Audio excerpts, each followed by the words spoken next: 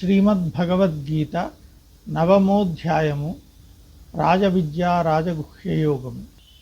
యాంతి దేవవ్రతా దేవాన్ పితॄన్ యాంతి పితృవ్రతాః భూతాని యాంతి భూతేజ్య యాంతి మద్యాజినోపి మాం పత్రం పుష్పం ఫలం తోయం యో మే భక్త్యా ప్రయచ్చతి తదహం భక్త్యుపహృతం అశ్నామి ప్రయతాత్మనః.